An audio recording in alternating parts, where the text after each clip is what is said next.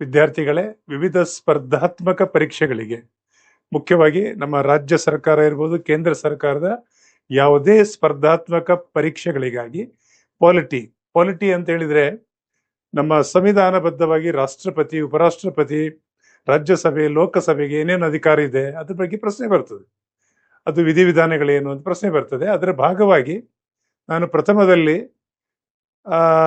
Parliament ಬಗ್ಗೆ ಮಾಡಿದೆ, ಆಮೇಲೆ ಲೋಕಸಭೆ, ಇದು ರಾಜ್ಯಸಭೆ. ರಾಜ್ಯಸಭೆ ಬಗ್ಗೆ ಸಂಪೂರ್ಣ ಮಾಹಿತಿ ಅಂತ ಸ್ಲೈಡ್ ಅಲ್ಲಿ ಕೊಟ್ಟಿದ್ದೇನೆ. ನೋಡಿ ಏನೇನು ಪ್ರಶ್ನೆಗಳು ಬರ್ಬೋದು, ಆ ಪ್ರಶ್ನೆಗೆ ಉತ್ತರಗಳನ್ನು ನೀವು ಏನು ಬೆಳಿಬಹುದು ಅನ್ನೋದು ಒಂದೊಂದೇ ಸ್ಲೈಡ್ ಅಲ್ಲಿ ಹೇಳ್ತಾ ಹೋಗ್ತಾನೆ. ಸೊ ಕಂಟಿನ್ಯೂ ನೋಡುವ. ಹಾಗಿದ್ರೆ ನೋಡಿ, ಇಲ್ಲಿ ರಾಜ್ಯಸಭೆ ಯಾವ ಸಂವಿಧಾನದ ಯಾವ ಆರ್ಟಿಕಲ್ ನೋಡಿ, ನಾನು ಪ್ರತಿ ಪದ ಹೇಳ್ತೇನೆ. ಆರ್ಟಿಕಲ್ ಅಂದ್ರೆ ಒಂದೇ, ವಿಧಿ ಅಂತ ಹೇಳಿದ್ರು ಒಂದೇ, ಅಥವಾ ಅನುಚ್ಛೇದ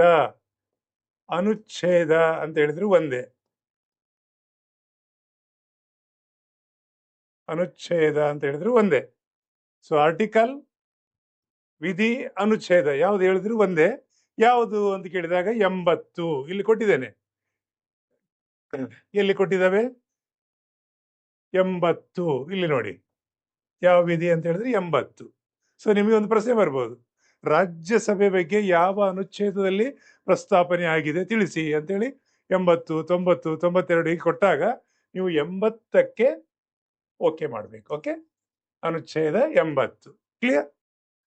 ಏನ್ ಹೇಳ್ತದೆ ಹಾಗಿದ್ರೆ ರಾಜ್ಯಸಭೆಯ ಬಗ್ಗೆ, ಯಾವ ರೀತಿ ರಚನೆ ಆಗೋದ್ರ ಬಗ್ಗೆ, ಈ ನಮ್ಮ ರಾಜ್ಯಸಭೆ ಬಗ್ಗೆ ಒಂದೊಂದೇ ನೋಡ್ತಾ ಹೋಗುವ. ಸೊ ಎಲ್ಲಿ ಪ್ರಶ್ನೆಗಳು ಬರ್ತದೆ ಅಂತ ನೋಡ್ತಾ ಹೋಗುವ. ನೋಡಿ, ಇಲ್ಲಿ ಒಂದು ಸ್ಲೈಡ್ ಅಲ್ಲಿ ಕೊಟ್ಟಿದೆ, ಸದಸ್ಯರ ಸಂಖ್ಯಾಬಲ. ಸರಿ, ನಿಮ್ಗೊಂದು ಪ್ರಶ್ನೆ ಬರ್ತದೆ, ರಾಜ್ಯಸಭೆಯ ಒಟ್ಟು ಸಂಖ್ಯಾಬಲ ಎಷ್ಟು? ಗರಿಷ್ಠ 250. ಎಷ್ಟಿದೆ? 250. ಕ್ಲಿಯರ್. ಸೊ ಪ್ರಸ್ತುತ ಎಷ್ಟಿದೆ ನೋಡಿ, ಇಲ್ಲಿ ಯಾವಾಗಲೂ ಕನ್ಫ್ಯೂಸ್ ಆಗ್ತದೆ. ಗರಿಷ್ಠ ಸಂಖ್ಯಾಬಲ 250 ಅಂತ ಹೇಳಿದ್ರಿ, ಪ್ರಸ್ತುತ ಸಂಖ್ಯಾಬಲ ಎಷ್ಟು ಇದೆ ಅಂತ ಹೇಳಿದ್ರೆ 245.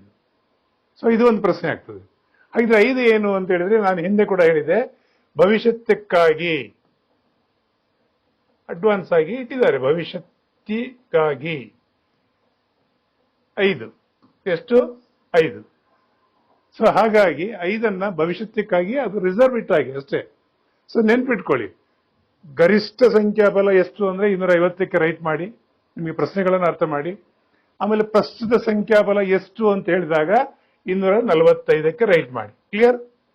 ಇನ್ನು ಇಲ್ಲಿ ಇನ್ನೊಂದು ವಿಂಗಡಣೆ ಕೊಟ್ಟಿದ್ದೇನೆ, ಗರಿಷ್ಠ ಬಲ ಅಂತ ಹೇಳಿ ಕೊಟ್ಟು ವಿವಿಧ ರಾಜ್ಯಗಳಿಂದ ಎಷ್ಟು ಜನ ಬರ್ತಾರೆ ಅಂತ ಹೇಳಿದಾಗ ನೋಡಿ, ಗರಿಷ್ಠದಲ್ಲಿ 238.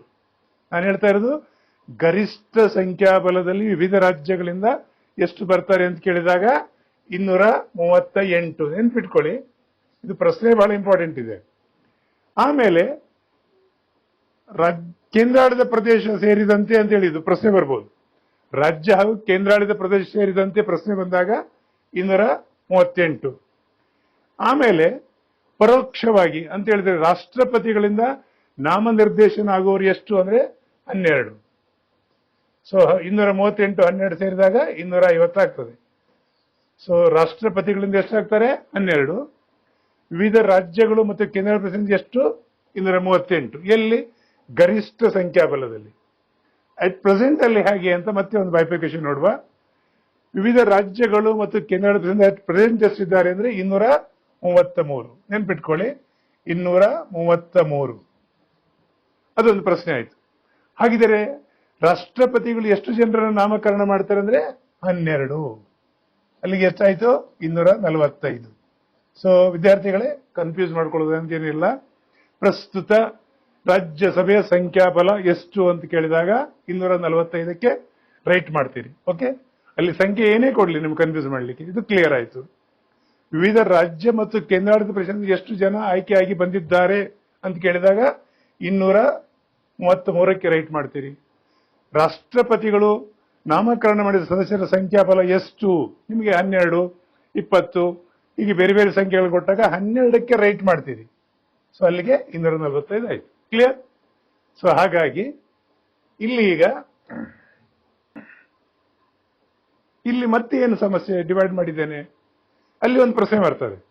ನಾನು ಆಗ ಹೇಳಿದೆ ವಿವಿಧ ರಾಜ್ಯ ಮತ್ತು ಕೇಂದ್ರಾಡಳಿತ ಪ್ರದೇಶದಿಂದ 233 ಅಂತ ಹೇಳಿ. ಓಕೆ, 233. ಇಲ್ಲಿ ಮತ್ತೆ ಬೈಫರ್ಕೇಶನ್ ಮಾಡ್ತಾರೆ. ರಾಜ್ಯಗಳಿಂದ ಎಷ್ಟು ಸದಸ್ಯರು ಬರ್ತಾರೆ? ವಿವಿಧ ರಾಜ್ಯಗಳಿಂದ 229.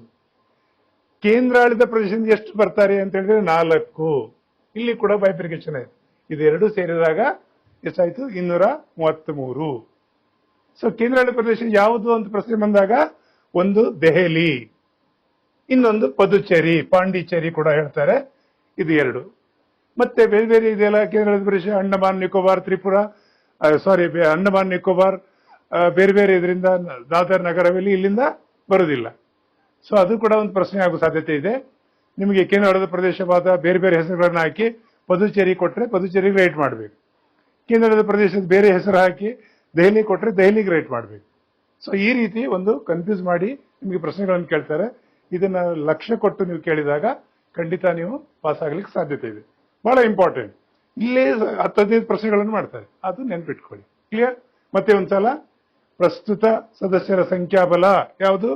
ಚುನಾಯಿತ ಸಂಖ್ಯಾಬಲ, ಚುನಾಯಿತ ಸದಸ್ಯರು 233. ಮತ್ತು ಒನ್ಸ್ ಅಗೇನ್ ವಿವಿಧ ರಾಜ್ಯಗಳಿಂದ ಬೈಫರ್ಕೇಶನ್ 229, 229.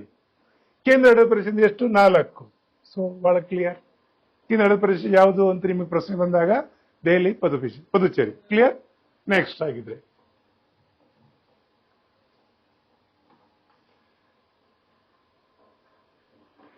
ಇನ್ನು ನಾನು ಈಗ ಹೇಳಿದೆ ರಾಷ್ಟ್ರಪತಿಗಳು 12 ಜನರನ್ನು ನಾಮಕರಣ ಮಾಡ್ತಾರೆ. ಯಾಕೆ? ಕಲೆ, ಸಾಹಿತ್ಯ, ಸಂಗೀತ, ವಿಜ್ಞಾನ ಇತ್ಯಾದಿಗಳಲ್ಲಿ ಮತ್ತು ಸಮಾಜ ಸೇವೆಯಲ್ಲಿ ಮಾಡಿದವರಿಗೆ ಅಂತೇಳಿ ಇದೆ.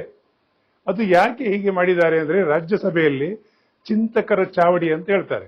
ಅಲ್ಲಿ ವಿವಿಧ ರಾಜ್ಯಗಳಿಂದ ಬಂದ ಪ್ರತಿನಿಧಿಗಳು ಆಯಾ ರಾಜ್ಯಗಳಿಗೆ ಏನೇನು ಅಗತ್ಯ ಇದೆ, ಯಾವ ರೀತಿ ಅಲ್ಲಿ ನ್ಯಾಯ ಆಗಿದೆಯಾ ಅನ್ಯಾಯ ಆಗಿದೆಯಾ ಕಾನೂನಿನಲ್ಲಿ ಅಂತ ಚರ್ಚೆ ಮಾಡಲಿಕ್ಕೆ ರಾಜ್ಯದಿಂದ ಬಂದರು. ಹಾಗೆ ಕಲೆ, ಸಾಹಿತ್ಯ, ಆಮೇಲೆ ವಿಜ್ಞಾನ ಮತ್ತೆ ಸಮಾಜ ಸೇವೆ ಗಣ್ಯ ವ್ಯಕ್ತಿಗಳು ಬಂದಾಗ ಅವರು ಸಾಮಾಜಿಕವಾಗಿ ಚಿಂತನೆ ಉಳ್ಳ ವ್ಯಕ್ತಿ ಇರೋದ್ರಿಂದ ನಮ್ಮ ಒಂದು ಯಾವುದೇ ಕಾಯ್ದೆ ಕಾನೂನುಗಳನ್ನು ಮಾಡಿದಾಗ ಎಲ್ಲಾ ರಂಗವನ್ನು ಪ್ರಾತಿನಿಧ್ಯವನ್ನು ಕೊಟ್ಟಾಗ್ತದೆ. ಬಹಳ ಅದ್ಭುತವಾದ ವ್ಯವಸ್ಥೆ. ಅದಕ್ಕಾಗಿ ನಿಮಗೆ ಇಲ್ಲೊಂದು ಪ್ರಶ್ನೆ ಬರ್ತದೆ, ರಾಷ್ಟ್ರಪತಿಗಳು ಯಾವ ಯಾವ ವಿಭಾಗದಿಂದ ನಮ್ಮ ನಾಮಕರಣ ಸದಸ್ಯರನ್ನು ಮಾಡ್ತಾರೆ ರಾಜ್ಯಸಭೆಗೆ ಅಂತ ಪ್ರಶ್ನೆ ಬಂದಾಗ ನೋಡಿ ನೆನ್ಪಿಟ್ಕೊಳ್ಳಿ, ರಾಜ್ಯಸಭೆಗೆ ರಾಷ್ಟ್ರಪತಿಗಳಿಂದ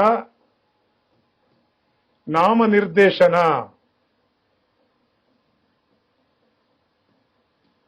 ಎಷ್ಟು, ಯಾವ್ದಾವ್ದು ರಂಗ ಅಂತ ಹೇಳಿ. ಒಂದು ಕಲೆ ಯಾವುದೇ ಇರ್ಬೋದು, ಅಲ್ಲಿ ಈಗ ಯಕ್ಷಗಾನ ಇರ್ಬೋದು, ನಾಟಕ ಇರ್ಬೋದು, ಸಿನಿಮಾ ಇರ್ಬೋದು, ಯಾವುದೋ ಆಗಿದೆ. ಕಲೆ ಅಂತ ಹೇಳಿದ್ರೆ ಯಾವುದೇ. ಹಿಂದೆ ಒಂದ್ಸಲ ಒಂದು ಪ್ರಶ್ನೆ ಬಂದಿತ್ತು ವಿದ್ಯಾರ್ಥಿಗಳೇ, ನಮ್ಮ ಸಚಿನ್ ತೆಂಡೂಲ್ಕರ್ ಅವರಿಗೆ ರಾಜ್ಯಸಭೆ ಮೆಂಬರ್ ಮಾಡಿದ್ರು. ಸೊ ಅಲ್ಲಿ ಏನಾಯ್ತು ಅಂದ್ರೆ ಒಬ್ಬ ವ್ಯಕ್ತಿ ರಾಜ್ಯಸಭೆಗೆ ಸಚಿನ್ ತೆಂಡೂಲ್ಕರ್ ನೋಡಿ ನೇಮಕ ಮಾಡಿದ್ದೀರಿ, ಅದು ಕಲೆ ಒಂದು ನೆಲೆಯಲ್ಲಿ ನೀವು ಮಾಡಿದ್ದೀರಿ, ಅದು ಕಲೆ ಆಗ್ತದಾ ಅಂತ ಪ್ರಶ್ನೆ ಮಾಡಿದ್ರು ಕೋರ್ಟ್ ಅಲ್ಲಿ. ಕೋರ್ಟ್ ಹೇಳಿತು ಆಟವು ಒಂದು ಕಲೆ ಇರೋದ್ರಿಂದ ಅವರ ನಿರ್ದೇಶನ ಕರೆಕ್ಟ್ ಇದೆ, ನಾಮನಿರ್ದೇಶನ ಅಂತೇಳಿ ಕೋರ್ಟ್ ಹೇಳಿದ ಮೇಲೆ ಅದು ಅಲ್ಲಿಗೆ ಇತ್ಯರ್ಥ ಆಯ್ತು. ಅಂದ್ರೆ ಕಲೆ ಅಂತ ಹೇಳಿದ್ರೆ ಹಲವು ರಂಗಗಳಲ್ಲಿ ಬರ್ತದೆ. ಅಲ್ಲಿ ನಾಟಕ ಇರ್ಬೋದು, ಯಕ್ಷಗಾನ ಇರ್ಬೋದು, ಆಮೇಲೆ ಬೇರೆ ಬೇರೆ ಕಲಾ ಪ್ರಕಾರಗಳು ಇರ್ಬೋದು. ಆ ಕಲಾ ಪ್ರಕಾರದಲ್ಲಿ ಆಟವು ಒಂದು ಕಲೆ ಇರೋದ್ರಿಂದ ಅವರನ್ನು ನೇಮಕ ಮಾಡಿದ್ದಾರೆ. ಇದು ಕೂಡ ಒಂದು ಪ್ರಶ್ನೆ ಆಗ್ಬೋದು. ಕಲೆ, ಸಾಹಿತ್ಯ ತಮಗೆಲ್ಲ ಗೊತ್ತಿದೆ, ಯಾವುದೇ ಸಾಹಿತ್ಯ ಯಾವುದೇ ಭಾಷೆಯಲ್ಲಿ ಇರ್ಬೋದು. ಭಾರತದ ಏನು 22 ಭಾಷೆಗಳು ನಮ್ಮ ಸಂವಿಧಾನ ಒಂದು ಅನುಮೋದಿಸಿದೆ, ಹಾಗೆ ಆ ಯಾವುದೇ ಭಾಷೆಯಲ್ಲಿ ಸಾಹಿತ್ಯ ಸಂಗೀತ ಇದ್ದವರು ಕೂಡ ಮಾಡ್ಬೋದು. ವಿಜ್ಞಾನ ರಂಗದಲ್ಲಿ ಸಾಧನೆ ಮಾಡಿದವರು. ಇನ್ನು ಸಮಾಜ ಸೇವೆ, ಬೇರೆ ಬೇರೆ ಸಮಾಜ ಸೇವೆ ಕೊಡಿಕೊಂಡಂತ ವ್ಯಕ್ತಿಗಳಿಗೆ ನಮ್ಮಲ್ಲಿ ಉದಾಹರಣೆಗಾಗಿ ನೀವು ಹೇಳುವುದಾದ್ರೆ ನಮ್ಮ ರಾಜ್ಯದಿಂದ ನಾಮನಿರ್ದೇಶನ ಆದವರು ಡಾಕ್ಟರ್ ವೀರೇಂದ್ರ ಹೆಗಡೆ ಅವರು ಸಮಾಜ ಸೇವೆಯಲ್ಲಿ ತಮ್ಮನ್ನು ತಾವು ತೊಡಗಿಕೊಂಡಿದ್ದಾರೆ. ತುಂಬಾ ಸಂಸ್ಥೆಗಳನ್ನು ಕಟ್ಟಿ ಜನಸೇವೆ ಮಾಡಿದಾರಲ್ವಾ, ಆ ರೀತಿ. ಸೊ ನಮ್ಮ ದೇಶದ ಕಲೆ, ಸಾಹಿತ್ಯ, ವಿಜ್ಞಾನ, ಸಮಾಜ ಸೇವೆ ಈ ವ್ಯಕ್ತಿಗಳನ್ನ ಎಷ್ಟು ಜನರನ್ನು ನೇಮಕ ಮಾಡ್ತಾರೆ? 12 ಜನರನ್ನ ರಾಷ್ಟ್ರಪತಿಗಳು ನೇಮಕ ಮಾಡ್ತಾರೆ. So clear? Very good. So ಮುಂದೆ ಹೋಗುವಲ್ಲ.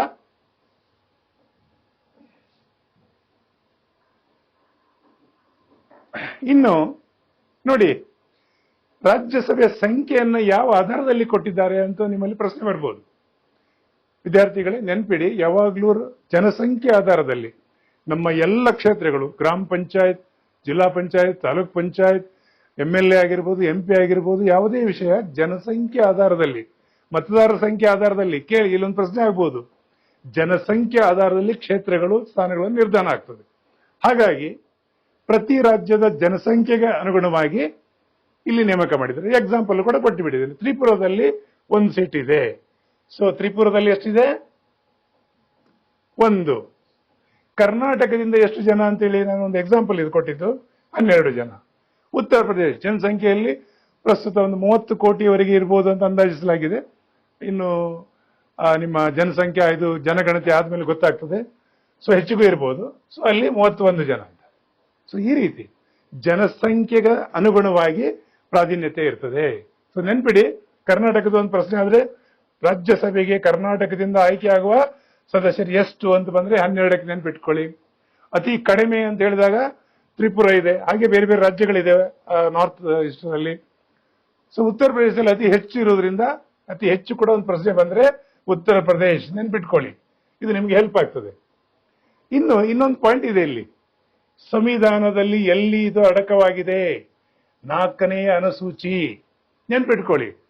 ರಾಜ್ಯಸಭೆ ಬಗ್ಗೆ ಯಾವ ಅನುಚ್ಛೇದ ಅಲ್ಲ, ಅನುಸೂಚಿ ನೆನ್ಪಿಟ್ಕೊಳ್ಳಿ. ಅನುಸೂಚಿ ಅಂತ ಹೇಳಿದ್ರೆ ವಿದ್ಯಾರ್ಥಿಗಳೇ, ಈ ಯಾವುದೇ ಒಂದು ಅನುಚ್ಛೇದದಲ್ಲಿ ಸಂಕ್ಷಿಪ್ತವಾಗಿ ವಿವರ ಹೇಳಿದ ಮೇಲೆ ಅನುಸೂಚಿಯಲ್ಲಿ ಅದು ಕೂಡ ಸಂವಿಧಾನದ ಭಾಗವೇ, ವಿಸ್ತೃತವಾಗಿ ಇರ್ತದೆ. ಉದಾಹರಣೆಗಾಗಿ ಕರ್ನಾಟಕ ರಾಜ್ಯ ಹೇಗೆ ರಚನೆ ಆಯಿತು, ಅದರ ವಿಸ್ತೀರ್ಣ ಏನು, ಭೌಗೋಳಿಕ ಕ್ಷೇತ್ರಗಳು ಯಾವುದೆಲ್ಲ ಬರ್ತದೆ ಇತ್ಯಾದಿಗಳ ವಿವರಗಳನ್ನ ಅನುಸೂಚಿಯಲ್ಲಿ ಕೊಡ್ತಾರೆ. ಅದೇ ರೀತಿ ಇದರ ಬಗ್ಗೆ ಯಾವ ಅನುಸೂಚಿಯಲ್ಲಿ ಅಂತ ಪ್ರಶ್ನೆ ಬಂದಾಗ ನಿಮಗೆ 4ನೇ ಅನುಸೂಚಿ ಅಂತ ಕರೆಯಿರಿ. ಇದು ಒಂದು ನಿಮಗೆ ಪ್ರಶ್ನೆ ಆಗ್ತದೆ. ಸೊ ಇಲ್ಲಿ ಜನಸಂಖ್ಯೆ ಆಧಾರದಲ್ಲಿ ಸ್ಥಾನಗಳ ಹಂಚಿಕೆ ಆಗ್ತದೆ ಅಂತ ಆಯ್ತು. ಕರ್ನಾಟಕದ್ದು ಗೊತ್ತಾಯ್ತು ನಿಮಗೆ, ಅತಿ ಹೆಚ್ಚು ಇರುವಂತಹ ಉತ್ತರ ಪ್ರದೇಶಕ್ಕೂ ಆಯ್ತಾಯ್ತು. ಕಡಿಮೆ ಇದ್ದದ್ದು ತ್ರಿಪುರದ ಬಗ್ಗೆ ಗೊತ್ತಾಯ್ತು. ಯಾವ ಅನುಸೂಚಿ ಅಂತ ಹೇಳಿದ್ರೆ 4ನೇ ಅನುಸೂಚಿ, ನಾಟ್ ಎ ಆರ್ಟಿಕಲ್, ಅನುಚ್ಛೇದ ಅಲ್ಲ, ಅನುಸೂಚಿ ನೆನ್ಪಿಟ್ಕೊಳ್ಳಿ. ನಾನು ಸಂವಿಧಾನದ ಪಾರ್ಟ್ ಮಾಡುವಾಗ ಅನುಸೂಚಿ, ಪಾರ್ಟು, ವಿಭಾಗ ಎಲ್ಲವನ್ನು ಹೇಳಲಿಕ್ಕಿದ್ದೇನೆ. ಅದು ಮತ್ತೆ ನೋಡಿ ಆ ವಿಡಿಯೋ. ಸದ್ಯಕ್ಕೆ ನಿಮಗೆ ಸಂಕ್ಷಿಪ್ತವಾಗಿ ಹೇಳಿದ್ದೇನೆ. ಕ್ಲಿಯರ್? ಸೊ ಈಗ ನೆಕ್ಸ್ಟ್ ಆಗಿದ್ರೆ, ಸೊ ವಿದ್ಯಾರ್ಥಿಗಳೇ, ನಾವು ಏನಾಗೈತೆ ಬೇರೆ ಬೇರೆ ವಿಷಯಗಳನ್ನು ತಿಳ್ಕೊಂಡಾಯ್ತು. ಹಾಗಿದ್ರೆ ಚುನಾವಣೆ ಯಾವ ರೀತಿ ನಡೀತದೆ ಅದು ಬಹಳ ಇಂಪಾರ್ಟೆಂಟ್ ಅಲ್ಲ. ರಾಜ್ಯಸಭೆ ಚುನಾವಣೆಗಳು ಯಾವ ರೀತಿ ನಡೀತದೆ ಇಲ್ಲಿ 1 ಪಾಯಿಂಟ್ ಕೊಟ್ಟಿದ್ದೇನೆ. ಯಾರನ್ನು ಆಯ್ಕೆ ಮಾಡ್ತಾರೆ ಅಲ್ಲಿ ಬಹಳ ಇಂಪಾರ್ಟೆಂಟ್. ಚುನಾವಣಾ ವಿಧಾನ, ಪ್ರಮಾಣಗುಣ ಪ್ರಾತಿನಿಧ್ಯ, ಏಕ ವರ್ಗಾಯಿಸಬಹುದಾದ ವ್ಯವಸ್ಥೆ. ಏನಿದು ವರ್ಗಾಯಿಸಬಹುದಾದ ವ್ಯವಸ್ಥೆ ಅಂದ್ರೆ ಹೇಗೆ? ಉದಾಹರಣೆಗಾಗಿ ಈ ಸಲ ನಾನು ಹೇಳಿದ್ದೇನೆ, ಎಕ್ಸಾಂಪಲ್ ನಿಮ್ಗೆ ಕೊಡ್ತೇನೆ. ಕರ್ನಾಟಕದಿಂದ 12 ಜನ ಅಂತ ಹೇಳಿದೆ. ಕರ್ನಾಟಕದಿಂದ 12 ಜನರಲ್ಲಿ ಪ್ರತಿ 2 ವರ್ಷಕ್ಕೆ ಒಂದ್ಸಲ ಚುನಾವಣೆ ಆಗ್ತದೆ ಅಂತ ಹೇಳಿದಾಗ 4, 4, 4. ಸೊ 2 ವರ್ಷಕ್ಕೊಂದ್ಸಲ ಚುನಾವಣೆ ಆಗುವಾಗ 4 ಜನರು ಆಯ್ಕೆ ಆಗ್ಬೇಕು. ಈ ವರ್ಷ ಅಂತ ಇಟ್ಕೊಳ್ಳುವ, 2021ರಲ್ಲಿ, ಸಾರಿ 21ರಲ್ಲೇ ಇಟ್ಕೊಳ್ಳುವ. 4 ಜನ ಆಯ್ಕೆ ಆಗ್ಬೇಕು. ಇಲ್ಲಿ 5 ಜನ ನಿಂತ್ರೆ ಎಲ್ಲರಿಗೂ ಮತದಾನ ಮಾಡ್ತಾರೆ. ಹಾಗೆ ಉದಾಹರಣೆಗಾಗಿ ಇದು ಸಾಕಾಗ್ಲಿಕ್ಕಿಲ್ಲ, ನೋಡುವ, ಇಲ್ಲಿ ಬರಿತೇನೆ.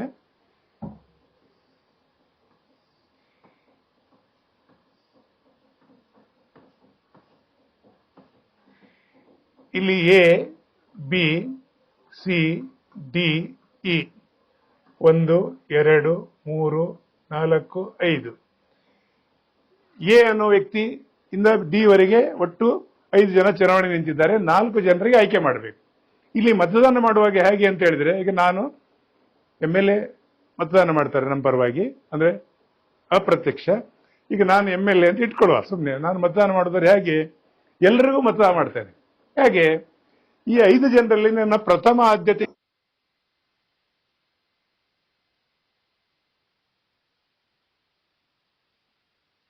ಚತುರ್ಥ ಇವರಿಗೆ ಕೊಡ್ತೇನೆ, 5ನೇ ಆಯ್ಕೆ ಇವರಿಗೆ ಕೊಡ್ತೇನೆ. ಸೊ ಎಲ್ಲರಿಗೂ ನೀವು ಪ್ರಾಧಾನ್ಯತೆ ಕೊಡ್ತೀರಿ. ಇದೇ ಇಲ್ಲಿ ಹೇಳಿದಾರಲ್ಲ, ಏಕ ವರ್ಗಾಯಿಸಬಹುದಾದ ವ್ಯವಸ್ಥೆ ಅಂದ್ರೆ ಇದೆ.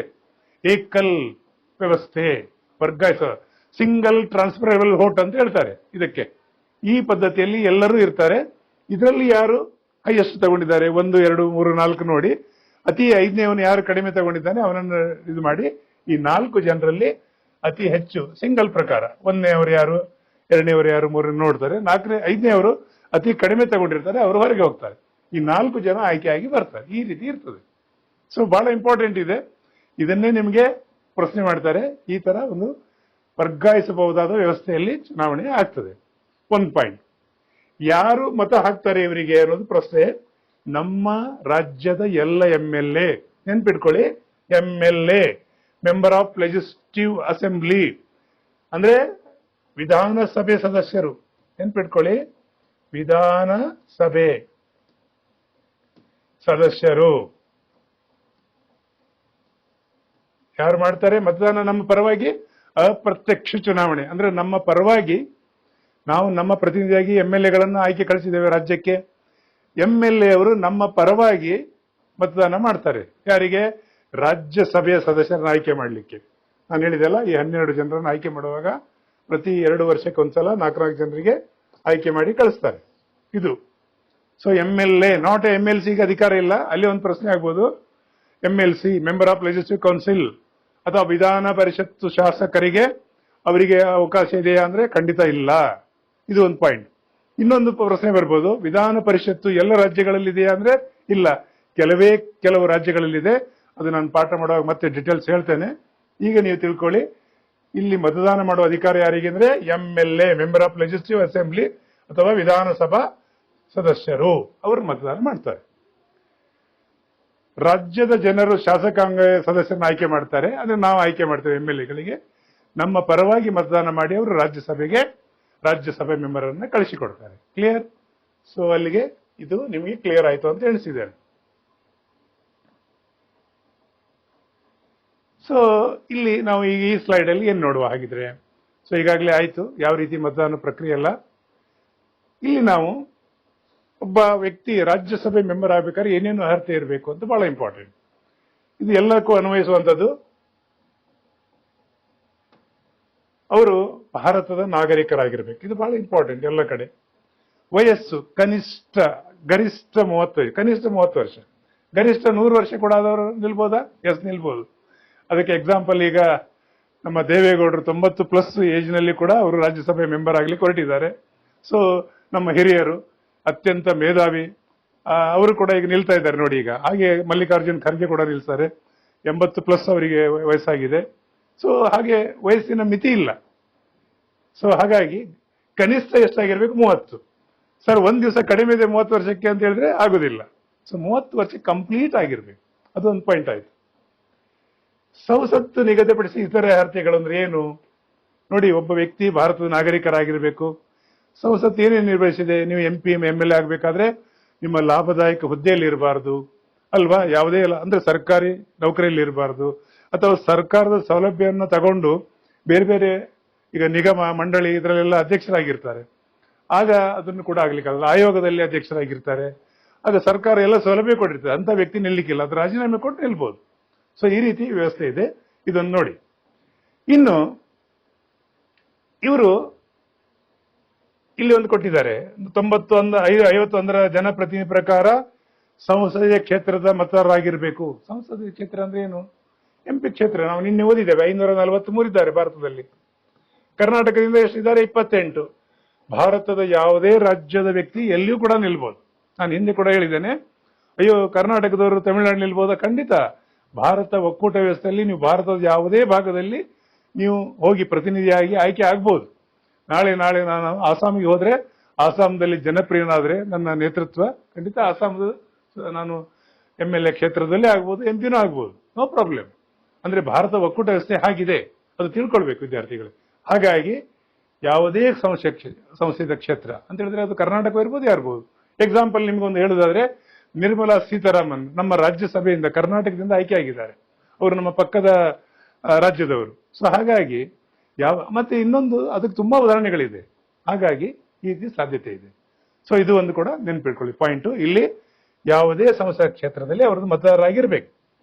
ಪಟ್ಟಿ ಇರ್ಬೋದು, ಅಸ್ಸಾಂದಲ್ಲಿ ಇರಲಿ, ಮಹಾರಾಷ್ಟ್ರದಲ್ಲಿ ಅವ್ರ ಹೆಸರು ಇರಬೇಕು, ಅಥವಾ ಕರ್ನಾಟಕದಲ್ಲೇ ಇರಲಿ, ಎಲ್ಲೇ ಅಲ್ಲಿ ಹೆಸರು ಇರಬೇಕು ಅವ್ರದ್ದು ಮತದಾರ ಪಟ್ಟಿಯಲ್ಲಿ. ಅವ್ರದ್ದು ಬಹಳ important. Okay, clear? So next ಆಗಿದ್ರೆ ನೋಡುವ ಇನ್ನೊಂದು ಏನು ಬರ್ತದೆ ಅಂತ ಹೇಳಿ. ಸೊ ಇಲ್ಲಿ ಒಂದು ಬಹಳ ಇಂಪಾರ್ಟೆಂಟ್ ಇದೆ, ಇದು ಬಹಳ ಇಂಪಾರ್ಟೆಂಟ್.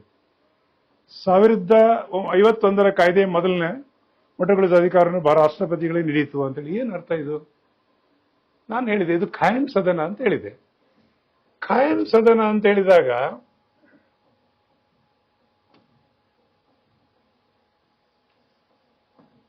ಖಾಯಂ ಸದನ ಈ ಖಾಯಂ ಸದನ 12 ಜನ ಯಾವಾಗ್ಲೂ ಇರ್ತಾರೆ ಅಂತ ಹೇಳಿದೆ. ಹಾಗಿದ್ರೆ ಪ್ರಥಮದಲ್ಲಿ ಏನಾಯ್ತು ಅಂತ ನಿಮಗೆ ಒಂದು ಪ್ರಶ್ನೆ ಬರ್ಬೋದು, ರೈಟ್? ಸೊ ವಿದ್ಯಾರ್ಥಿಗಳೇ, ನಮ್ಮ ಪ್ರಥಮ ಲೋಕಸಭೆ ಚುನಾವಣೆ ಆದ್ಮೇಲೆ 1952ರಲ್ಲಿ ರಾಜ್ಯಸಭೆ ಚುನಾವಣೆ ಆಯಿತು. 12 ಜನ ಆಯ್ಕೆ ಆದ್ರು. ಕರ್ನಾಟಕದಿಂದ ಎಕ್ಸಾಂಪಲ್ ಹೇಳ್ತೇನೆ. 12 ಜನ ಆಯ್ಕೆ ಆದ್ಮೇಲೆ ಇಲ್ಲಿ 52 ಆದ್ಮೇಲೆ 2 ವರ್ಷ ಆದ್ಮೇಲೆ 4 ಜನ ಲೆಸ್ ಆಗ್ಬೇಕು. ಯಾಕಂದ್ರೆ ಪ್ರತಿ 2 ವರ್ಷಕ್ಕೆ ಚುನಾವಣೆ ಮಾಡುವುದು ಆಲೋಚನೆ ಮಾಡಿದ್ದಾರೆ. ಸೊ ಈ 12ರಲ್ಲಿ ಎಷ್ಟು ಮೈನಸ್ ಆಗಬೇಕು? 4 ಜನರಿಗೆ. ಅಂದ್ರೆ ಎಷ್ಟು? 8 ಉಳಿತಾರೆ. ಈ 4 ಜನ ಯಾರಿಗೆ ನಿವೃತ್ತಿಗೊಳಿಸಬೇಕು ಅಂತ ಅಧಿಕಾರ ಯಾರಿಗೆ ಕೊಟ್ಟಿದ್ದಾರೆ? ರಾಷ್ಟ್ರಪತಿ ಕೊಟ್ಟಿದ್ರು. ಯಾವ ರೀತಿ? 12 ಜನರ ಹೆಸರನ್ನೆಲ್ಲ ಚೀಟಿ ಬರೆದು ಹಾಕಿದ್ರು. 4 ಜನರ ಹೆಸರನ್ನು ತೆಗೆದಾಗ ಯಾರ ಹೆಸರು ಬಂತು ಅವರು ನಿವೃತ್ತಿ ಆಗ್ತಾರೆ. ಸೊ ನೋಡಿ, 52ರಲ್ಲಿ ಚುನಾವಣೆ ಆಯಿತು. ಇವರ ಅವಧಿ ಮುಗಿದ ಎಷ್ಟು? 54ರಲ್ಲಿ. ಸೊ 52ರಲ್ಲಿ ಚುನಾವಣೆಯಲ್ಲಿ ಬಂದಿದ್ದಾರೆ 12 ಜನ. 54ರಲ್ಲಿ ಒಂದು ಚುನಾವಣೆ ಮಾಡಬೇಕು. ಎಷ್ಟು ಜನರಿಗೆ? 4 ಜನರಿಗೆ ಚುನಾವಣೆ ಮಾಡಬೇಕು. ಯಾಕೆ? ಪ್ರತಿ 2 ವರ್ಷಕ್ಕೂ 4 ಜನ ಬರಬೇಕು. ಇನ್ಮೇಲೆ ಕರ್ನಾಟಕದ ಎಕ್ಸಾಂಪಲ್ ನಿಮ್ಗೆ ಹೇಳ್ತಾ ಇರೋದು. ಸೊ ಈಗ 12 ಜನರಲ್ಲಿ 4 ಜನ ಯಾರು ನಿವೃತ್ತರಾಗಬೇಕು ಅಂತ ಡಿಸೈಡ್ ಹೇಗೆ ಮಾಡೋದು? ಅದು ಕಷ್ಟ ಆಗ್ತದಲ್ವಾ? ಅದಕ್ಕೆ ರಾಷ್ಟ್ರಪತಿಗಳು ಅಧಿಕಾರ ಕೊಟ್ಟರು. ಅಲ್ಲಿ ರಾಷ್ಟ್ರಪತಿಗಳು ಈ ಕರ್ನಾಟಕದ ಎಕ್ಸಾಂಪಲ್ ಹೇಳೋದು, ಹಾಗೆ ದೇಶದ್ದು ಮಾಡಿದ್ದಾರೆ. 12 ಜನರ ಹೆಸರು ಹಾಕಿದ್ರು, 4 ಜನರ ಹೆಸರನ್ನು ತೆಗೆದ್ರು. ಆ ಯಾರು ಜನರು 4 ಜನ ಬಂದು ಅವರು 4 ಜನ ನಿವೃತ್ತರಾದರು. ಸೊ 8 ಉಳಿತು. ಸೊ 54ರಲ್ಲಿ 55ರಲ್ಲಿ ಚುನಾವಣೆ ಆಯಿತು. 4 ಜನ ಜಾಯ್ನ್ ಆದರು. ಈ ಪ್ರಕ್ರಿಯೆ ಕಂಟಿನ್ಯೂ ಆಗ್ತಾ ಇದೆ ಅಂದಿನಿಂದ ಇನ್ನವರೆಗೆ. ಹಾಗಾಗಿ ಯಾವಾಗಲೂ ಖಾಯಂ ಸದನ ಅಂತ ಹೇಳೋದು ಇದೇ ಕಾರಣಕ್ಕೆ. ಪ್ರಥಮದಲ್ಲಿ ಸರಿ ಆಯಿತು, ನಂತರ ಪ್ರತಿ 2 ವರ್ಷಕ್ಕೊಂದ್ಸಲ ಲಾಟರಿನಲ್ಲಿ ತೆಗಿತಾ ಹೋದ್ರು. ಆಮೇಲೆ ಚುನಾವಣೆ ಪ್ರಕ್ರಿಯೆ ನಿರಂತರವಾಗಿ ಆಗ್ತಾ ಇದೆ. ಖಾಯಂ ಸದನ ಇದು ಸ್ವಲ್ಪ ನಿಮಗೆ ಗೊಂದಲ ಏನಿಲ್ಲ, ಬಹಳ ಕ್ಲಿಯರ್ ಆಗಿದೆ, ಬಹಳ ಚೆನ್ನಾಗಿ ಇದನ್ನು ಡಿಸೈಡ್ ಮಾಡಿದ್ದಾರೆ. ಯಾಕೆ ಹೀಗೆ ಮಾಡಿದ್ದಾರೆ ಸರ್ ಖಾಯಂ ಸದನ ಅಂತ ಹೇಳಿದ್ರೆ, ನೋಡಿ ವಿದ್ಯಾರ್ಥಿಗಳೇ, ಲೋಕಸಭೆ 5 ವರ್ಷಕ್ಕೊಂದ್ಸಲ ಚುನಾವಣೆ ಆಯಿತು. ಯಾವುದೋ ಕಾರಣದಿಂದ ಚುನಾವಣೆ ಆಗಲಿಲ್ಲ, ದೇಶದಲ್ಲಿ ಒಂಥರ ವಿಚಿತ್ರವಾದ ಪರಿಸ್ಥಿತಿ ನಿರ್ಮಾಣ ಆಯಿತು ಅಂದಾಗ ಒಂದು ಸದನ ಬೇಕು, ಜನಪ್ರತಿನಿಧಿಗಳು ಬೇಕು. ದೇಶದಲ್ಲಿ ಏನು ನಡೀತಾ ಇದೆ ಅದರ ಬಗ್ಗೆ ಚರ್ಚೆ ವಿಮರ್ಶೆ ಮಾಡಿ ಒಂದು ನಿರ್ಧಾರ ತಗೊಳ್ಳುವಂತ ಒಂದು ತಂಡ ಬೇಕು. ಅದಕ್ಕಾಗಿ ಖಾಯಂ ಸದನ ಇಟ್ಟಿದ್ದಾರೆ. ಅಂದ್ರೆ ನಮ್ಮ ಸಂವಿಧಾನ ರಚನೆ ಮಾಡುವವರು ಬಹಳ ದೀರ್ಘವಾಗಿ ಆಲೋಚನೆ ಮಾಡಿ ಈ ವ್ಯವಸ್ಥೆಯನ್ನು ಮಾಡಿದ್ದಾರೆ. ಖಾಯಂ ಸದನ ಅದೇ ಉದ್ದೇಶಕ್ಕೆ ಬಹಳ ಅದ್ಭುತವಾಗಿ ಡಿಸೈನ್ ಮಾಡಿದ್ದಾರೆ. ಆ ರೀತಿ ಒಂದು ವ್ಯವಸ್ಥೆ ಇಲ್ಲಿದೆ. ಇದು ತಿಳ್ಕೊಳ್ಳಿ. ಇಲ್ಲಿ ಪ್ರಶ್ನೆಗಳು ಬರ್ತದೆ, ಅದು ತಿಳ್ಕೊಂಡ್ರೆ ಸಾಕು. ಏನು ಪ್ರಶ್ನೆ? ಯಾರಿಗೆ ಕೊಟ್ಟರು? ಪ್ರಥಮದಲ್ಲಿ ಲಾಟರಿ ಮುಖಾಂತರ ಅವರಿಗೆ ಅವರನ್ನು ನಿವೃತ್ತಿಗೊಳಿಸುವಂತ ಅಧಿಕಾರ ರಾಷ್ಟ್ರಪತಿ ಕೊಟ್ಟರು. ಯಾವ ಕಾಯ್ದೆಯಲ್ಲಿ ಕೊಟ್ಟರು ಅಂದ್ರೆ 1951ರ ಕಾಯ್ದೆಯನ್ನೆಲ್ಲ. ಯಾರು ಲಾಟರಿ ಮುಖಾಂತರ ಅವರನ್ನ ನಿವೃತ್ತಿಗೊಳಿಸಿದ್ರು? ರಾಷ್ಟ್ರಪತಿಗಳು. ಸೊ ಬಹಳ ಇಂಪಾರ್ಟೆಂಟ್. Okay, clear, nice.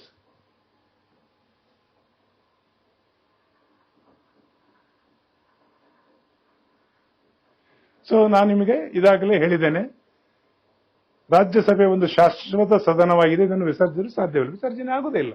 ನಾನು ಹೇಳಿದೆ, ಒಂದು ಭರ್ತಿ ಕೊಡಪಾಣದಲ್ಲಿ 4 ಚಂಬು ನೀರು ತೆಗೆದ್ರಿ, ಮತ್ತೆ ಭರ್ತಿ ಮಾಡಿದ್ರಿ, ಯಾವಾಗಲೂ ತುಂಬಿದಾಗೆ ಇದ್ದಾಗೆ. ಸೊ ನಿರಂತರವಾಗಿರುವುದರಿಂದ ಅಲ್ಲಿ ಗೊಂದಲಕ್ಕೆ ಆಸ್ಪದ ಇಲ್ಲ. ಸದನದ ಒಟ್ಟು ಸದಸ್ಯರ ಪೈಕಿ 1/3 ಭಾಗದಷ್ಟು ಪ್ರತಿ 2 ವರ್ಷಕ್ಕೆ ನಿವೃತ್ತ ಹಾಕುತ್ತಾರೆ. ಈಗ ಇದರವರೆಗೆ ಹರಿಕತೆ ಹೇಳಿದಲ್ಲ, ಅದೇ ಹರಿಕತೆ ಅಲ್ಲ, ಸತ್ಯಕತೆಯನ್ನು ಹೇಳಿದ್ದು ಸಂವಿಧಾನಬದ್ಧವಾಗಿ. ಓಕೆ, ಸೊ ಇಲ್ಲಿ ನಾನು ಯಾವ ರೀತಿ ಆಗ್ಬೋದು ಪ್ರಕ್ರಿಯೆ ಅನ್ನೋದಕ್ಕೆ ಇಲ್ಲೊಂದು ಕೊಟ್ಟಿದ್ದೇನೆ. ಸೊ ಇದನ್ನು ನೀವು ನೋಡಿದಾಗ ಕರ್ನಾಟಕದ ಒಂದು ಎಕ್ಸಾಂಪಲ್ ಕೊಟ್ಟಿದ್ದೇನೆ. 12 ಜನ ಸದಸ್ಯರಿದ್ದಾರೆ. ಈ ಸ್ಲೈಡ್ ಅಲ್ಲಿ ನೋಡಿದ್ರೆ ಕ್ಲಿಯರ್ ಆಗ್ತದೆ. ಇಲ್ಲಿ ನಾನು ಈಗ ಒಂದು ಹೇಗೆ ಆಗ್ತದೆ ಕಲ್ಪನೆ ಮಾಡಿ. ಫಸ್ಟ್ ಬ್ಯಾಚ್ 2021ರಲ್ಲಿ ಚುನಾವಣೆ ಆಯಿತು. 2021ರಲ್ಲಿ ಚುನಾವಣೆ ಆಯಿತು, ಇವ್ರ ನಿವೃತ್ತಿ 6 ವರ್ಷಕ್ಕೆ ಆಗ್ತದೆ. ಸೊ ಆಮೇಲೆ 2 ವರ್ಷಕ್ಕೆ ಚುನಾವಣೆ ಆಗ್ಬೇಕು. ಯಾವಾಗ ಎರಡನೇ ಚುನಾವಣೆ? 21ರಲ್ಲಿ ಆದ್ಮೇಲೆ ಎಷ್ಟಕ್ಕೆ ಆಗ್ಬೇಕು? 23ರಲ್ಲಿ ಆಗ್ಬೇಕು. 4 ಜನ ಬಂದ್ರು, ಮತ್ತೆ ಎಷ್ಟು? 4 ಜನ. ಸೊ ಇವ್ರು ಯಾವಾಗ ಆಗ್ತದೆ? 29ರಲ್ಲಿ ರಿಟೈರ್ಡ್ ಆಗ್ತಾರೆ. ಮತ್ತೆ ಮೂರನೇ ಇದು ಎಷ್ಟಕ್ಕೆ ಆಗ್ತದೆ? 2 ವರ್ಷ ಸೇರಿದ್ರೆ ಎಷ್ಟನೇ ಇದರಲ್ಲಿ ಆಗ್ತದೆ ಅದು? ಸೊ 25ನೇ ಚುನಾವಣೆ ಸ್ಟಾರ್ಟ್ ಆಗ್ತದೆ. ಸೊ ಈ ರೀತಿ ಪ್ರತಿ 2 ವರ್ಷಕ್ಕೊಂದ್ಸಲ 4 ಜನ ಬಂದು ರಿಪ್ಲೇಸ್ ಆಗ್ತಾ ಇರೋದ್ರಿಂದ ಈ ನಿರಂತರವಾಗಿರುವಂತ ಖಾಯಂ ಸದನ. ಇಲ್ಲಿ ಬಹಳ ಅದ್ಭುತವಾಗಿ ಈ ಸ್ಲೈಡ್ ನಿಮ್ಗೆ ಅರ್ಥ ಆದ್ರೆ ಸ್ಕ್ರೀನ್ ಶಾಟ್ ತಗೊಳ್ಳಿ, ನೋಡಿ. ಗೊತ್ತಾಗಿದ್ರೆ ಪ್ರಶ್ನೆ ಕೇಳಿ, ಖಂಡಿತ ಇದಕ್ಕೆ ಆನ್ಸರ್ ಮಾಡ್ಬೋದು.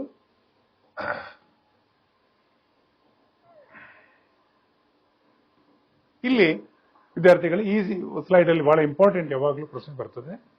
ರಾಜ್ಯಸಭೆ ಘಟನೆ ಆಯಿತು, ನಾಮನಿರ್ದೇಶನದ ಜನ ಬಂದ್ರು. ವಿವಿಧ ರಾಜ್ಯ ಮತ್ತು ಕೇಂದ್ರ ಪ್ರದೇಶದಿಂದ ಎಷ್ಟು ಜನ ಬಂದ್ರು ಆಯ್ಕೆಯಾಗಿ? ವಿವಿಧ ರಾಜ್ಯಗಳು, ವಿವಿಧ ರಾಜ್ಯ, ಕೇಂದ್ರಾಡಳಿತ ಪ್ರದೇಶ, ಕೇಂದ್ರಾಡಳಿತ ಪ್ರದೇಶ ಸೇರಿ ಎಷ್ಟು ಜನ ಬಂದ್ರು? 233. 12 ಜನ ರಾಷ್ಟ್ರಪತಿಗಳು ನೇಮಕ ಮಾಡಿದ್ರು ಅಂತ ಹೇಳಿದೆ. 245 ಜನ ಆಯ್ತು. ಈ ಸಭೆಯಲ್ಲಿ ಸಭಾಪತಿ ಯಾರಾಗ್ತಾರೆ ಅಂತ ಯಾವಾಗಲೂ ಪ್ರಶ್ನೆ. ನೆನ್ಪಿಟ್ಕೊಳ್ಳಿ, ರಾಜ್ಯಸಭೆಯ ಸಭಾಪತಿ ಯಾವಾಗಲೂ ಯಾರಿರ್ತಾರೆ? ಭಾರತದ ಉಪರಾಷ್ಟ್ರಪತಿಗಳು. ಇಲ್ಲಿ ಕನ್ಫ್ಯೂಸ್ ತುಂಬಾ ಆಗ್ತದೆ ಯಾವಾಗ್ಲೂ. ಇಲ್ಲಿ ಸದಸ್ಯರೇ ಆಗ್ತದೆ ಅಂತ ನಿಮ್ಗೆ ಅನಿಸ್ಬೋದು, ಹಾಗಲ್ಲ. ಅಲ್ಲಿ ಒಂದು ಪ್ರಶ್ನೆ ಆಗ್ತದೆ. ಎರಡು ಸದನ ಅಂದ್ರೆ ಲೋಕಸಭೆ, ರಾಜ್ಯಸಭೆ. ಲೋಕಸಭೆ, ರಾಜ್ಯಸಭೆ. ಈ ಎರಡೂ ಸದನದ ಸದಸ್ಯರಲ್ಲದ ವ್ಯಕ್ತಿ ಯಾವ ಸದನದಲ್ಲಿ ಸಭಾಪತಿಯಾಗಿ ಕಾರ್ಯನಿರ್ವಹಿಸುತ್ತಾರೆ ಅಂತ ಕೇಳಿದಾಗ ರಾಜ್ಯಸಭೆಯಲ್ಲಿ ಭಾರತದ ಉಪರಾಷ್ಟ್ರಪತಿಗಳು. ನೋಡಿ, ಅವರು ರಾಜ್ಯಸಭೆ ಮೆಂಬರ್ ಅಲ್ಲ, ಲೋಕಸಭೆ ಮೆಂಬರ್ ಕೂಡ ಅಲ್ಲ, ಆದ್ರೆ ರಾಜ್ಯಸಭೆಯ ಸಭಾಪತಿಯಾಗಿ ಕಾರ್ಯನಿರ್ವಹಿಸ್ತಾರೆ. ಯಾಕೆ ಹೇಗೆ ಮಾಡಿದ್ರು? ಸ್ವಲ್ಪ ಗೊಂದಲ ಆಗ್ಬೋದಲ್ಲ ನಿಮ್ಗೆ? ಏನಿಲ್ಲ, ನಿಮಗೆ ಪ್ರಶ್ನೆ ಏನು ಬರ್ತದೆ? ಎರಡೂ ಸದನದ ಸದಸ್ಯರಲ್ಲದವರು ಯಾವ ಸದನಕ್ಕೆ, ಸದನ ಹೆಸರು ಕೊಡ್ತಾರೆ ನಿಮ್ಗೆ ಆಯ್ಕೆ ಮಾಡ್ಲಿಕ್ಕೆ, ಯಾವ ಸದನಕ್ಕೆ ಸಭಾಪತಿಯಾಗಿ ಕಾರ್ಯನಿರ್ವಹಿಸ್ತಾರೆ ಅಂತ ಹೇಳಿದ್ರೆ ಅಲ್ಲಿ ಅಟಾರ್ನರಿ ಜನರಲ್, ಪ್ರಧಾನಮಂತ್ರಿ, ಉಪರಾಷ್ಟ್ರಪತಿ, ರಾಷ್ಟ್ರಪತಿ ಹೇಗೆ ಕೊಟ್ಟಾಗ ಉಪರಾಷ್ಟ್ರಪತಿಯನ್ನ ನೀವು ಎರಡೂ ಸದನದಲ್ಲಿ ಸದಸ್ಯರಲ್ಲ ಆದ್ರೂ ಇವರು ಆಯ್ಕೆ ಆಗ್ತಾರೆ ಅಂತ ಕೊಡಬಹುದು ನೀವು. ಸೊ ಈ ರೀತಿ. ಸೊ ಭಾರತದ ಉಪರಾಷ್ಟ್ರಪತಿಗಳಿಗೆ ಯಾಕೆ ಕೊಟ್ಟರು ಅಂತ ಹೇಳಿದ್ರೆ ನೆನ್ಪಿಡಿ, ಏನಾಯ್ತು ಅಂತ ಹೇಳಿದ್ರೆ ನಮ್ಮ ರಾಷ್ಟ್ರಪತಿಗಳು ಬೇರೆ ಬೇರೆ ಕಾರಣದಿಂದ ನಿವೃತ್ತರಾದಾಗ ಅಥವಾ ಅವರು ರಾಜೀನಾಮೆ ಕೊಟ್ಟಾಗ ಅಥವಾ ಸಡನ್ ಆಗಿ ಡೆತ್ ಆದ್ರು, ಯಾವುದೇ ಒಂದು ಸಂದರ್ಭದಲ್ಲಿ ಯಾರು ಆಗಿರ್ಬೋದಲ್ವಾ, ಆ ಸಮಯದಲ್ಲಿ ಏನ್ ಮಾಡ್ಬೇಕು ಆಗಿದ್ರೆ ದೇಶದಲ್ಲಿ ಅರಾಜಕತೆ ಆಗ್ಬಾರ್ದಲ್ಲ, ಸಡನ್ ಆಗಿ ಸಹಜವಾಗಿ ಉಪರಾಷ್ಟ್ರಪತಿ ಆ ಚಾರ್ಜ್ ತಗೊಳ್ತಾರೆ. ನೆನ್ಪಿಡಿ, ರಾಷ್ಟ್ರಪತಿಗಳು ಯಾವಾಗ್ಲೂ ಬ್ಯುಸಿ ಇರ್ತಾರೆ. ಅಕಸ್ಮಾತ್ ಏನೋ ಆಯ್ತು, ಸೊ ಹಾಗೆ ಇನ್ಚಾರ್ಜ್ ಸಡನ್ ಆಗಿ ಯಾರಿಗೆ ಬಂದ್ಬಿಡ್ತದೆ? ಉಪರಾಷ್ಟ್ರಪತಿಗೆ ಬರ್ತದೆ. ಅಂದ್ರೆ ದೇಶದಲ್ಲಿ ಯಾವುದೇ ಅರಾಜಕತೆಗೆ ಅವಕಾಶ ಇರಬಾರ್ದಂತ ಉಪರಾಷ್ಟ್ರಪತಿ ಹುದ್ದೆನ ಒಂದು ನಿರ್ಮಾಣ ಮಾಡಿದ್ರು. ಹಾಗಿದ್ರೆ ಇವರು ಆ ತರ ಸಂದರ್ಭ ಬಹಳ ಬಹಳ ಅಪರೂಪ ಅಲ್ವಾ? ಹಾಗಿದ್ರೆ ಇವರಿಗೆ ಸುಮ್ಮನೆ ಕುತ್ಕೊಳ್ಸುದಾ? ಮನೆಯಲ್ಲಿ ಕುತ್ಕೊಂಡು ಬಿಟ್ಬಿಟ್ಟು ನಡೀತದಾ? ಸಾಕದೇ ಇಲ್ಲಲ್ಲ. ಏನಾದ್ರೂ ಕಾರ್ಯಪ್ರವೃತ್ತರಾಗಬೇಕು ಅಂತ ಆಲೋಚನೆ ಮಾಡಿ, ನಮ್ಮ ಸಂವಿಧಾನ ತಜ್ಞರೆಲ್ಲ ಆಲೋಚನೆ ಮಾಡಿ ರಾಜ್ಯಸಭೆಯ ಒಂದು ಕಲಾಪ ನಡೀತಾ ಇರ್ತದೆ, ಆ ಕಲಾಪದ ಅಧ್ಯಕ್ಷರಾಗಿ ಮಾಡುವ ಒಂದು ಘನತೆಯ ಹುದ್ದೆ ಬೇಕಲ್ವಾ? ಅದಕ್ಕಾಗಿ ಭಾರತದ ರಾಜ್ಯಸಭೆಯ ಸಭಾಪತಿಯಾಗಿ ಅವರು ಆಫೀಸಿಯಲಿ, ಪ್ರಶ್ನೆ ಬರ್ತದೆ ಯಾವಾಗ್ಲೂ, who was the officially chairman of the Rajya Sabha ಬಂದ್ರೆ ಭಾರತದ ಉಪರಾಷ್ಟ್ರಪತಿಗಳು. ನೆನ್ಪಿಟ್ಕೊಳ್ಳಿ, ಕನ್ನಡದಲ್ಲಿ ಕೊಟ್ಟು ಪದನಿಮಿತ್ತ ಸಭಾಪತಿ ಯಾರು ಅಂತ ಹೇಳಿದಾಗ, ಪದನಿಮಿತ್ತ ಅಂದ್ರೆ ಮತ್ತೆ ಚುನಾವಣೆ ಪ್ರಕ್ರಿಯೆಯಲ್ಲಿ ಆಗುದಿಲ್ಲ. ಭಾರತದ ಉಪರಾಷ್ಟ್ರಪತಿ ಆಗಿದ್ದಾರೆ, ಸಹಜವಾಗಿ ಅದು ಪ್ರಾಪ್ತಿ ಆಗ್ತದೆ. ಅದಕ್ಕೆ ಪ್ರಶ್ನೆ ಬರ್ತದೆ,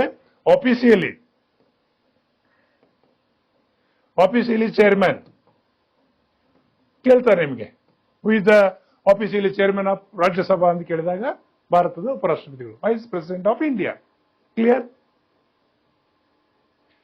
ಇನ್ನೊಂದು ಪ್ರಶ್ನೆ ಬರ್ತದೆ, ಭಾರತದ ಉಪರಾಷ್ಟ್ರಪತಿಗಳು ರಾಜ್ಯಸಭೆ ಸಭಾಪತಿ ಇದ್ದಾರೆ, ಅವರು ಬೇರೆ ಬೇರೆ ಇದರಿಂದ ಟೂರ್ ಹೋಗಿದ್ದಾರೆ, ರಜೆಯಲ್ಲಿದ್ದಾರೆ, ಬೇರೆ ಬೇರೆ ಕಾರಣಗಳಿಂದ ಇಲ್ಲ ಸದನದಲ್ಲಿ. ಯಾರು ಮುನ್ನಡೆಸ್ತಾರೆ?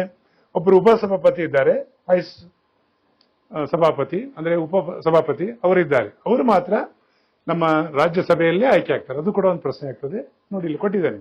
ಸಭಾಪತಿ ಗೈರಿನಲ್ಲಿ ಸದನ ಮುನ್ನಡೆಸಲು ರಾಜ್ಯಸಭೆ ಸದಸ್ಯರಿಂದಲೇ ಆಂತರಿಕ ಅಂದ್ರೆ ರಾಜ್ಯಸಭಾ ಸದಸ್ಯರೇ ಸೇರಿಕೊಂಡು ಉಪಸಭಾಪತಿಯನ್ನು ಆಯ್ಕೆ ಮಾಡ್ತಾರೆ. ಇದು ಒಂದು ಪ್ರಶ್ನೆ ಆಗ್ತದೆ. ಇದು ಕೂಡ ಒಂದು ಪಾಯಿಂಟ್ ನೆನ್ಪಿಟ್ಕೊಳ್ಳಿ. ಸೊ ವಿದ್ಯಾರ್ಥಿಗಳೇ, ಇಲ್ಲಿ ನಾವು ಈಗ ಏನೆಲ್ಲ ಕಲಿತು, ಎಲ್ಲ ವಿಷಯಗಳನ್ನು ಕಲಿತು. ಸೊ ಇಲ್ಲಿ ಬಹಳ ಕ್ಲಿಯರ್ ಆಗಿ ಈ ಸ್ಲೈಡ್ ಅಲ್ಲಿ ಮತ್ತೆ ಒಂದ್ಸಲ ಬಹಳ ಅದ್ಭುತವಾಗಿದೆ, ನೋಡ್ಕೊಳ್ಳಿ.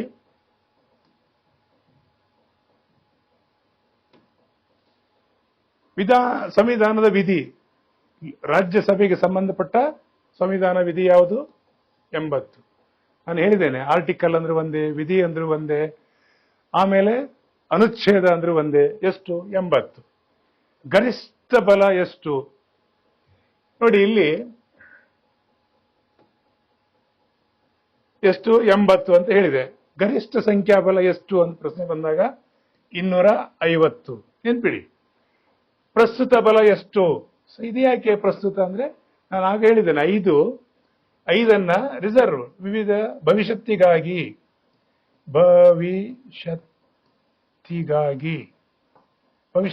ಇಟ್ಟಿದ್ದಾರೆ, ಗಾಗಿ ರಿಸರ್ವ್ ಇಟ್ಟಾಗಿ 5. ಸೊ ಹಾಗಾಗಿ ಗರಿಷ್ಠ ಸಂಖ್ಯಾಬಲ ಎಷ್ಟು ಅಂತ ಹೇಳಿದಾಗ 250. ಪ್ರಸ್ತುತ ಎಷ್ಟು ಇದ್ದಾರೆ ಅಂತ ಹೇಳಿದಾಗ 245. ಅಧಿಕಾರಾವಧಿ ಎಷ್ಟು ಇವ್ರದ್ದು ಚುನಾವಣೆ ಆದ್ಮೇಲೆ? 6 ವರ್ಷ. ಇದು ಕೂಡ ಒಂದು ಪ್ರಶ್ನೆ ಆಗ್ತದೆ. ಒಬ್ಬ ವ್ಯಕ್ತಿ ರಾಜ್ಯಸಭೆಯ ಮೆಂಬರ್ ಆಗ್ಬೇಕಾದ್ರೆ ಕನಿಷ್ಠ ವಯಸ್ಸು ಎಷ್ಟಾಗಿರ್ಬೇಕಂದ್ರೆ 30 ವರ್ಷ. ಗರಿಷ್ಠ ಎಷ್ಟು ಆಗ್ಬೋದು? ಇನ್ನು ರಾಜ್ಯಸಭೆಗೆ ರಾಷ್ಟ್ರಪತಿಗಳಿಂದ ನಾಮನಿರ್ದೇಶನ ಆಗುವ ಸಂಖ್ಯೆಯ ಸದಸ್ಯರು ಎಷ್ಟು ಅಂತ ಹೇಳಿದಾಗ 12. 1 ಪಾಯಿಂಟ್. ಇನ್ನು ಲಾಸ್ಟಿಗೆ ಒಂದು ಕೊಟ್ಟಿದ್ದೇನೆ, ಇದೊಂದು ಶಾಶ್ವತ ಸದನ. ವಿದ್ಯಾರ್ಥಿಗಳೇ, ನಮ್ಮ ಅಕಾಡೆಮಿ ಬಗ್ಗೆ ಹೇಳುವುದಾದ್ರೆ, ಬ್ರಹ್ಮಾವರದ ಸಮಾನ ಮನಸ್ಕರಿಂದ ನಾಗರಿಕರಿಂದ ಸಂಘಟನೆಯಾದ ಒಂದು ಸಂಸ್ಥೆ ಈ ನರೇನ್ ಅಕಾಡೆಮಿ. ನರೇನ್ ಅಕಾಡೆಮಿ ಸಂಸ್ಥೆ ಇದೆ. ಇದು ಒಂದು ಸೋಷಿಯಲ್ ಎಂಟರ್ಪ್ರೈಸಸ್ ಕಾನ್ಸೆಪ್ಟ್ ನಲ್ಲಿ ನಮ್ದು ಸಂಘಟನೆಯಾಗಿದೆ. ನಮ್ಮ ಉದ್ದೇಶ ಬಹಳ ಕ್ಲಿಯರ್ ಆಗಿದೆ. ನಮ್ಮ ಕನ್ನಡ ನಾಡಿನ ಎಲ್ಲ ವಿದ್ಯಾರ್ಥಿಗಳು ವಿವಿಧ ಸ್ಪರ್ಧಾತ್ಮಕ ಪರೀಕ್ಷೆಗಳಲ್ಲಿ ಸಕ್ರಿಯವಾಗಿ ಭಾಗವಹಿಸಿ ಪಾಸ್ ಆಗಿ ಕೇಂದ್ರ ಮತ್ತು ರಾಜ್ಯ ಸರ್ಕಾರದ ಉನ್ನತ ಹುದ್ದೆಗಳನ್ನು ಪಡಿಬೇಕು ಅಂತ ಆಸೆ. ಆ ನೆಲೆಯಲ್ಲಿ ನಾನು ಪಾಲಿಟಿದು ಈಗ ಒಂದು 8 ಸೀರಿಯಲ್ ಆಗ್ತದೆ. ಇದು ಆದ್ಮೇಲೆ ಹಿಸ್ಟ್ರಿದು ಬರ್ತದೆ ನೆಕ್ಸ್ಟ್. ಆಮೇಲೆ ಕಡ್ಡಾಯ ಕನ್ನಡ ಭಾಷೆ ಬಗ್ಗೆ ಭವ್ಯ ರೈ ಅಂತಿದ್ದಾರೆ, ಅವರು ಇದು ಮಾಡ್ತಾರೆ. ಇಂಗ್ಲಿಷ್ ಭಾಷಾಜ್ಞಾನದ್ದು ಸಕಾರಾಮ್ ಸೋಮಯಾಜ್ ಅಂತಿದ್ದಾರೆ, ಅವರು ಪಾಠ ಮಾಡ್ತಾರೆ. ಈ ಎಲ್ಲವನ್ನು ನಾವು ಯೂಟ್ಯೂಬ್ ಚಾನಲ್ ಅಲ್ಲಿ ಪ್ಲೇ ಲಿಸ್ಟ್ ಮಾಡಿ ಹಾಕ್ತಾ ಇದ್ದೇವೆ. ಖಂಡಿತ ನಿಮಗೆ ಇದು ಬೇಸಿಕ್. ಆಕ್ಚುಲಿ ನಾವು ಏನ್ ಡಿಸೈನ್ ಮಾಡಿದ್ದೇವೆ ಅಂತ ಹೇಳಿದ್ರೆ, ಯಾವುದೇ ಒಂದು ನೀವು ಸ್ಪರ್ಧಾತ್ಮಕ ಪರೀಕ್ಷೆಯಲ್ಲಿ ಪಾಸ್ ಆಗುದಾದ್ರೆ ಮೊದಲು ಒಂದು ಕಟ್ಟಡಕ್ಕೆ ಹೇಗೆ ಫೌಂಡೇಶನ್ ಅಗತ್ಯ ಇದೆಯೋ ಅದೇ ರೀತಿ ಫೌಂಡೇಶನ್ ಇಲ್ಲದೆ ಮನೆ ಕಟ್ಟಲಿಕ್ಕೆ ಆಗುದಿಲ್ಲ ವಿದ್ಯಾರ್ಥಿಗಳೇ. ಈ ಬೇಸಿಕ್ ಅನ್ನ ನಾವು ಖಾಯಂ ಆಗಿರ್ತದೆ. ನೀವು ಪ್ಲೇ ಲಿಸ್ಟ್ ಅಲ್ಲಿ ನೋಡಿ ಅದನ್ನು ಬೇಸಿಕ್ ಅನ್ನು ಒಂದು 2 ತಿಂಗಳು ಅಧ್ಯಯನ ಮಾಡಿದ್ರೆ ಮುಂದೆ ನಾವು ಯಾವ ಪರೀಕ್ಷೆ ನಡೀತಾ ಇದೆ ಆ ಪರೀಕ್ಷೆಯ ಆಧಾರದಲ್ಲಿ, ಹಿಂದಿನ ಪ್ರಶ್ನೆ ಪತ್ರಿಕೆ ಆಧಾರದಲ್ಲಿ ಪ್ರಶ್ನೆ ಏನು ಬಂದಿತ್ತು, ಉತ್ತರ ಏನು, ಅದು ಕೂಡ ಲೈವ್ ಮಾಡ್ತೇವೆ. ಮತ್ತೆ ನಾವು ರೆಕಾರ್ಡೆಡ್ ಮಾಡಿ ನಮ್ಮ ಯೂಟ್ಯೂಬ್ಗೂ ಹಾಕ್ತೇವೆ. ಇದರ ಸದುಪಯೋಗ ತಾವು ತಗೊಳ್ಬೇಕು ಅಂತ ನನ್ನ ಆಶಯ. ಬನ್ನಿ, ನಮ್ಮ ನರೇನ್ ಅಕಾಡೆಮಿ ಸಬ್ಸ್ಕ್ರೈಬ್ ಆಗಿ. ಖಂಡಿತ ನಿಮಗೆ ಅದು ಸಹಕಾರಿ ಆಗ್ತದೆ ಅಂತ ನಾನು ಭರವಸೆ ಕೊಡ್ತೇನೆ. Thank you very much.